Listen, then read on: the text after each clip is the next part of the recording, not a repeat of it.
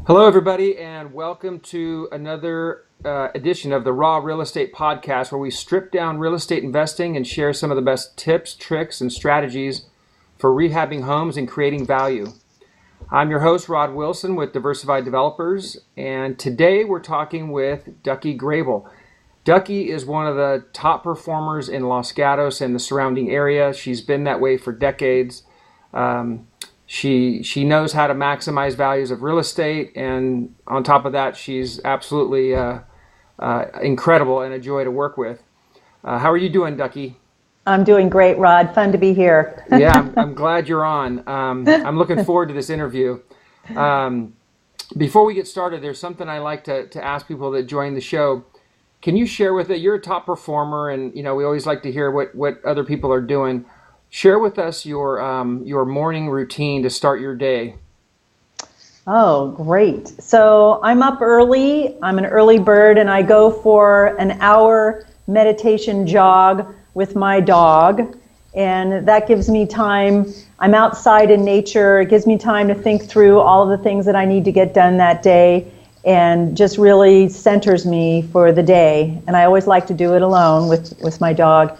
Then I have this incredible tonic that I make with incredible longevity tea and all kinds of maca, cacao, 5 different Chinese herbs, and some homemade almond milk. And then I have granola and yogurt and fruit. That's my routine. Wow. No, that's awesome. So that is a secret. That's a secret recipe.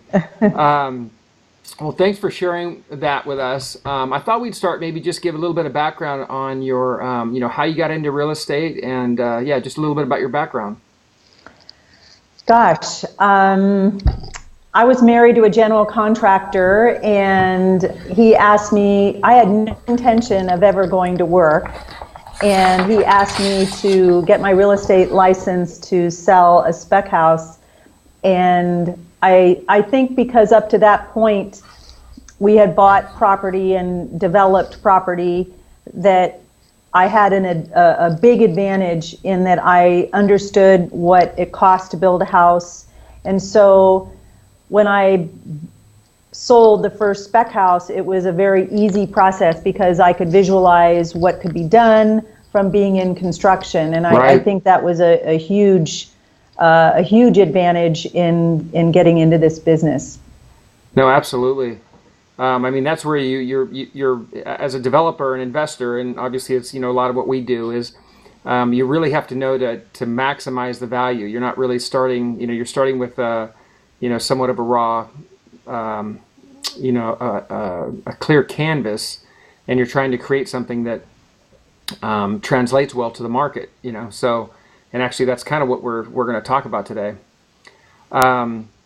So, Ducky, we'll just dive right in. The topic is around what we've talked about. You and I have talked about checking all the boxes. And you've got like a concept, or I guess a strategy that you call checking all the boxes related to selling homes fast and for the most value. Can you tell us a little bit more about what that means? Well, when I first meet with sellers, I often encounter the fact that they're very much caught up into the square footage of the house relating to the value, which really is not the approach, because it really involves, if the property checks all the boxes, then you will maximize your price. And it comes down to looking at curb appeal. Floor plan flow is huge. Usable land is another big factor. Light, how current the house feels, and that's where it all gets down to staging and getting the house to put its best foot forward, involving landscaping and all of those things, which is something that I get very involved in. Process. It's part of, I feel, what I bring to the table is getting the house from point A to point B ready for market. Sometimes that can take a week, sometimes it can take 6 months, depending on the level that needs to happen, and sort of getting into this with the sellers as to what can be done. I mean, there's certain things you can't do to fix a floor plan flow, but by doing some things, opening up a wall or raising a ceiling, or adding, boxing in columns that are in the front that are very tiny. There's other things that you can do that can help check all the boxes. And I think it's a good reality check with the seller in trying to establish what should be done and where the value of the property is. Yeah, so for people that are trying to apply this to themselves, whether they're an agent or someone who's selling their house, is it as simple as starting from the curb and starting with, colors, elevation, landscaping, and then kind of working our way through the house, entry, and or is there a process that you use that to start from, A and basically go to Z as far as, what you would even want to, recommend to a client to do to their house? I usually start with the house first and end up with the landscaping, because it's really evaluating what the budget is and where you can put those funds to get the biggest bang for your buck. And it usually, your curb appeal in the front is a big factor, but it's really how much, you can utilize in bringing the house current as possible. And usually, at a minimum, you're dealing with carpet and paint and baseboard and light fixtures is a big thing. Usually it's assessing the value of the budget, and you can redo a kitchen for $7,500 without having to put $40,000 into a new kitchen. We establish the budget first, and that makes a big difference to whether or not we just paint the oak kitchen cabinets, or we put new fronts on them, or we replace them. It really depends on the budget, but you can do a lot for $15,000 to get a house ready for market. You can do the carpet, you can do the paint, you can do the light fixtures, you can refinish the floors, you can do the landscaping. There's a lot of things that can be done if you've got cost-effective subs to help you, which is a good thing to have under your belt. Which I feel I have a great team of painters and landscape people that can do these things very cost effectively. No, the costs are key, because you could double or triple depending on what subs or contractors you use. No, I couldn't agree more. And you mentioned lighting, but there's also just creating more light. There's simple things. At least when we're in the process of rehabbing a house, doing can lighting when you're tearing up the ceiling and revamping a whole house, a new sheetrock and everything. It's very incrementally. It's very inexpensive to do. And that seems like a pretty big factor usually is, creating enough light in the house, whether it's skylights or windows, or obviously the cost-effective approach is lighting. Yeah, the recessed light, when you take out those low boxes that you see in these older kitchens and replace it with 4 canned lights, it's a huge improvement, and it's a major improvement. I mean, I usually don't get into skylights and putting in windows, but definitely doing the recessed lighting makes a huge difference. Right. It really does. Lighting is key, and that can be helped along with trimming trees that are close to the house, to create more light. Absolutely. There's a lot of things that can be done to improve the light, but light is probably is one of the biggest value effectors that people don't even think of. And then you had talked about the cost of kitchen and cabinets. That seems like that's where you could spend the most money, but it seems like that's usually where you get the most bang for the buck. Do you have people focus in other areas as well? I mean, do you put more focus on the kitchen versus the baths, or it just depends, kind of depending on the house? It depends on the budget. It depends on the house, but the kitchen is really probably the biggest factor. One of the other simple things to do is to replace all the interior doors with 2-paneled doors. And oil rub bronze or brushed nickel hardware. Debrassing a house is probably another very effective way to make a house feel more current. The interior doors, usually I'll focus on light fixtures and interior doors and paint and floor surfaces before going in and doing bathrooms. But kitchen is generally the biggest cost as to how to make it feel more current. And there's places, I have subs that can get quartz now, countertops for $1,500 that are fabricated on the spot, and and they look fabulous. They look like Carrara marble, you know, the white with the gray veins. It's amazing what you can do on a tight budget. Now you mentioned you had mentioned before, you know, just about tops and stuff, and that's one of the areas I think that if you know what you're doing. Oh, I know you had talked about, I think before the call, about the benefit of using stagers and even having some either your own interior design expertise as far as how things should look color-wise and whatnot. But I think one area, because the tops are, I mean, we've found some stuff that's, you know, extremely cost-effective, but it looks, you know, very, very high-end look. So it's interesting you bring that up, because I think a lot of people think that when they see a new countertop, they think it's, you know, thousands and thousands of dollars, where you can get prefabbed, you know, just standard depth countertops for a few $100s. And obviously you got install and fabrication, but that's where you can get a lot of bang for the buck. It's true, and it makes a huge difference in how a kitchen or a bathroom looks. And people don't realize that there's cost-effective ways to get the house into current shape. So in this theme of checking all the boxes, do you focus more with your client on like the high impact boxes, or do you go with the more cost-effective, you know, ones? I mean, obviously, like, you know, paint's kind of a no-brainer. That's a real easy one. So how would you advise someone, like, where do you even start? Or do you just get a budget number, you know, up front, and then once you get the budget, you kind of know where to go from there? The budget pretty much dictates to what extent and to what level, and also, and as far as where we go, but it also depends on the market, Rod. If the market is appreciating the way it has in the last 5 years, it's everything is a no-brainer. Everything that you put into the house, you get your money back and then some. But now that we're approaching a market that's starting to level out, you have to be more sensitive and conscientious about where you put your dollars. It was very easy in like I said, in an appreciating market, but right now you have to be very smart about where you put your money. So are there some no-brainers to start? I mean, is like paint and call it, you know, floors, carpet.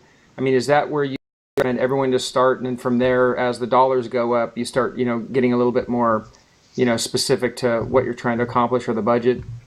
I would rate definitely paint and carpet is a minimum. Interior doors, I think, is huge, and light fixtures and landscaping. Those, when I look at the people that are on the tightest budgets, that is, and debrassing a house, that's the next level. But the primary level is really paint, carpet, floor surfaces, light fixtures, interior doors, and landscaping. That can, and then staging can transform a house. If, you know, then there's the debrassing, and then there's what you can do with the kitchen and the bathrooms, whether, you know, depending on what's needed to make them feel current. Sometimes just a new floor in the bathrooms and new light fixtures and medicine cabinet will do, once it's painted, will make a difference. You want to give people the feeling that they can move right in. And that's where, if the kitchen does need something, doing countertops and at least cabinet fronts or painting out the cabinets and new pulls is probably minimal of what you need to do, because by doing that, you can definitely give people the feeling that they can just move right in. Yeah, I think not have a big major project. Yeah, a lot of people, I don't think, know that some of these things are actually, you know, way more cost effective than they think. Number one, especially from the material side, and then, you know, labor's gotten kind of crazy here in the Bay Area as we've continued, you know, up the cycle here the last few years. But yeah, some of these I think people miss when, you know, we all walk those houses and we're like, wow, why didn't they at least, you know, do the carpet or the paint, or like you're saying, even interior doors aren't as expensive as you'd think if you had the right, you know, resource. Yeah. And then, so a lot of, I've noticed, builders So I agree with you 100% on when someone buys a house, especially for if you're trying to get top dollar, buys a house, they want to move in, and what I tell people is they want to invite their friends over and have a party. They don't want to feel like, oh, well, we got to do the backyard or we got to redo this or that. Just give them enough to where they can have their friends over and not be embarrassed. Oh, that's great. And what I notice is a lot of builders, they won't finish out, they'll leave a blank slate, they call it, or, whatever, blank canvas in the backyard, and they won't do anything. It'll just be dirt. And I've kind of, have disagreed and got into some, good debates with some of my buddies that do this stuff. But what do you think about the landscaping, man? You are right on. There's nothing more of a turnoff than having dirt in the backyard, and you have this nice, beautiful house, but you have to take on this whole project. I mean, you can get away without window treatments, but it's from a visual standpoint, having just the minimum in the backyard really goes a long way. I agree with you completely, Rod. If you're looking to get top dollar, I think that's a minor investment that should be made by everybody. And I know it's delicate. It's been really rough right now with the drought, because I met with a client last night, and the lawn in the front and the back is completely gone, and it's a tough one to get into. What do you do now with, do you roll out sod? Do you reseed? I mean, and with the timing being a problem, it's what I'm running into now more than ever is what to do with the landscaping when we have this drought to deal with, because it makes it a little more challenging financially. Yeah, so that's actually interesting, because we've gone back and forth on what we have done, from just kind of ground cover and filling in the space so there's something like you're saying it at least looks finished, versus, and what I used to do a lot of is just I would always be trying to, and this is as much a personal preference as far as a look, because a lot of times it'll make the lot look bigger if you just maximize the sod and put as much grass as you can. I mean, what would you typically advise someone to do? I mean, do you try and maximize the lawn for obviously, usability and family and kids, or is it a mixture of, drought resistance and I don't know, overall look and feel? Well, it's overall to maximize the lawn space so that it's kid friendly, and that's probably always been the goal. More and more, we're looking towards some more drought resistant kinds of things, and at least plantings that are drought resistant, definitely, right. and that's becoming the trend for everyone. Right. But maximizing the usable space for families and for lawn area definitely has the largest impact. And of course, sod is not that expensive. It's not that it's a minor investment to at least give people an idea of having where to start. Right. Yeah, exterior wise, I mean, we focus on entertaining area, and if it has some kind of covering, or I like to do even paint grade trellises versus doing redwood or something, but doing something more cost effective, where you give someone that covered patio, entertaining indoor outdoor feel as much as possible. And then number two would be, like you're saying, just maximize the amount of lawn. So let's see. So are there what are the top couple mistakes, or what mistakes do you encounter that people make? Either I assume it's not your clients, but what you see people doing when it comes to where they put their money and they're just throwing it down the drain. Oh, that's a good question. Because usually what I see is that they don't de-brass a house, and they'll spend the money on something else, when something as simple as de-brassing the house is something that I would do. It's really not staging is a big mistake. I mean, I just can't imagine that people wouldn't spend the money to stage a house, because I think that has made all the difference in many, many sales. So it's not really what I don't see glaring examples of people doing the wrong thing. I just mostly see glaring examples of people not doing the right thing. Right. Not doing what they should be doing. You don't see usually people just don't pour money in it at all that should. You don't see them pouring in money into things that, or rarely, I'm trying to think of an example of where, well, I take that back. I mean, there's some people with good taste and some people that don't have good taste. Right. And colors, I guess, okay, so colors is probably, paint colors is a big one. I think that's, when I've walked in a house and it's been a glaring mistake, it's usually been because of not good paint colors, and that's, I think, something that people really should consult with someone to make sure, either their agent or their stager or a paint consultant, to get the colors right, because when it's not right, it makes a huge difference in how the property feels.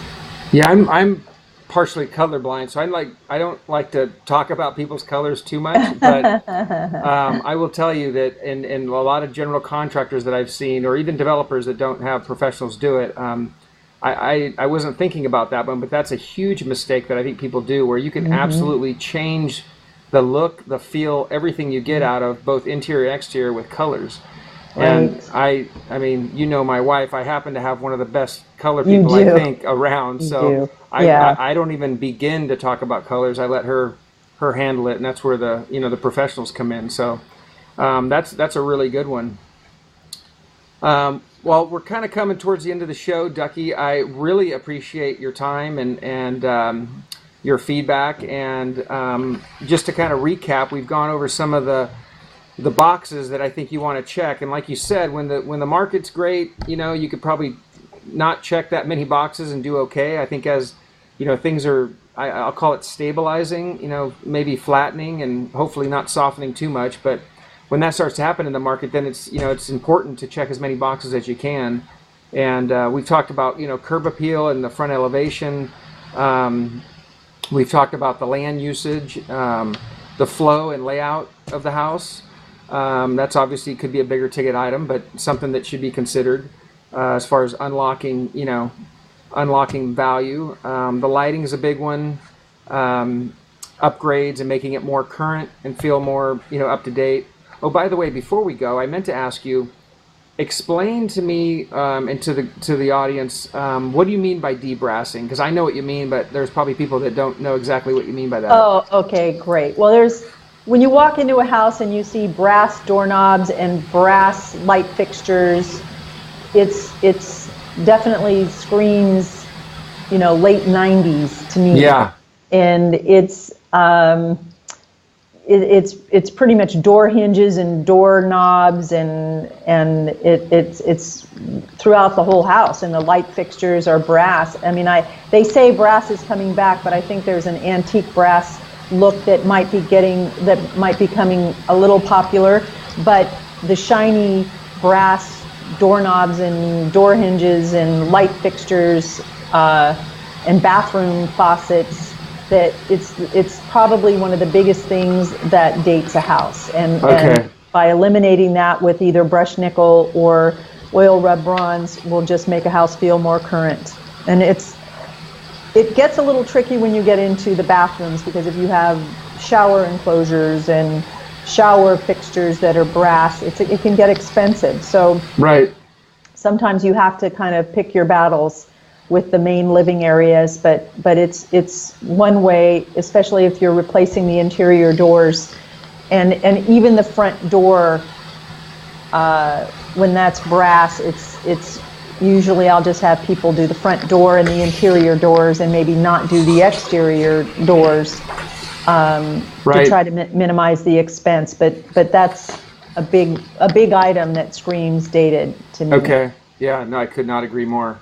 Yeah, we're seeing gold, and it's funny, not me, my wife, I have to give her credit. She was pretty early on with the gold, and I just, of course, didn't see it and didn't really agree with it, actually. And sure enough, we've seen that, some of the black and gold, come up, and which is actually a look I really like. But But anyway, yeah, get rid of the brass. The brass is Yeah. tired. Yeah, it really is. So the last couple things, just to round out our list of the boxes we're checking, we talked about landscape, and then obviously staging. I could not agree more. I've never sold a house without being professionally staged. It's a way to really just change the whole flow and feel of a house. So I agree with you there too as well. Well, thanks again, Ducky. I appreciate you being on, and a lot of really good info. If you've liked what you've heard today, there are a couple things you can do. You can go to diversifieddevelopers.com and sign up for our newsletter, and then you can also like us on Facebook. And that's our show for today. Thanks, everybody, for watching, and we'll see you next time. Thanks, Rod.